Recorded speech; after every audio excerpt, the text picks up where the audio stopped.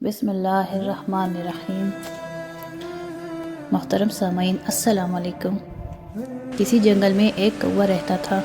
کوا اپنی زندگی سے بڑا مطمئن اور خوش باش تھا۔ ایک دن کوے نے پانی میں تیرتے سفید ہنس کو دیکھا۔ کوا ہنس کے دودھ جیسے سفید رنگ اور خوبصورتی سے بڑا متاثر ہوا اور سوچنے لگا کہ یہ ہنس تو یقیناً دنیا کا خوبصورت ترین اور خوش ترین پرندہ ہوگا۔ اس کے مقابلے میں کتنا کالا کلوٹا اور بدا ہوں۔ کوے نے جب یہی بات ہنس سے کی تو ہنس بولا کہ میں بھی اپنے آپ کو دنیا کا خوبصورت اور خوش قسمت ترین پرندہ سمجھتا تھا، لیکن جب سے میں نے طوطے کو دیکھا ہے تو مجھے اس پر رشک آیا کہ اس کو 2 خوبصورت رنگوں سے نوازا گیا ہے۔ میرے خیال میں تو طوطا دنیا کا سب سے خوبصورت پرندہ ہے۔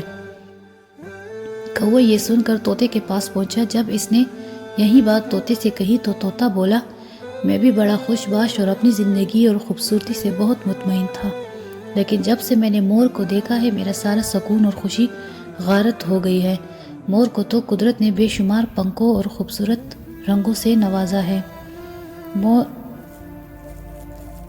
کوا مور کو ڈھونڈتے ہوئے چڑیا گھر پہنچ گیا، جہاں مور ایک پنجرے میں قید تھا اور سینکڑوں لوگ اسے دیکھنے کے لیے جمع تھے۔ شام کو جب لوگوں کی بھیڑ ذرا چھوٹی تو کوا مور کے پاس پہنچا اور بولا، پیارے مور، تم کس قدر خوبصورت ہو، تمہارا ایک ایک رنگ کتنا خوبصورت ہے۔ روزانہ ہزاروں لوگ تمہیں دیکھنے آتے ہیں اور ایک میں ہوں کہ مجھے دیکھتے ہی شو شو کر کے مجھے بھگا دیتے ہیں۔ تم یقیناً دنیا کے خوبصورت اور خوش قسمت ترین پرندے ہو، تم کتنے خوش ہوگے۔ مور بولا، ہاں، میں بھی خود کو دنیا کا سب سے حسین پرندہ سمجھتا تھا، لیکن ایک دن اسی خوبصورتی کی وجہ سے مجھے پکڑ کر اس پنجرے میں قید کر لیا گیا۔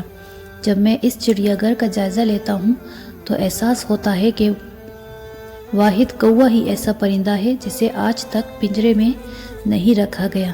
اب پچھلے کچھ دنوں سے میں سوچتا ہوں کہ کاش میں ایک کوا ہوتا اور آزادی سے جنگلوں میں اڑتا گھومتا پھرتا۔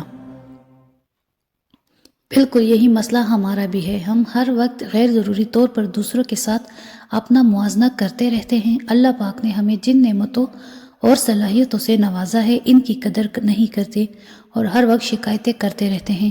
یہی ناشکری ہم سے ہماری خوشی شادمانی چھین لیتی ہے۔ ایک کے بعد ایک غم اور اداسی ہم کو گھیر لیتی ہے۔ اللہ کی دی ہوئی نعمتوں کی قدر کیجیے، فضول میں اپنا موازنہ دوسروں سے نہ کیجیے۔ یہی خوشی اور سکون کا راز ہے۔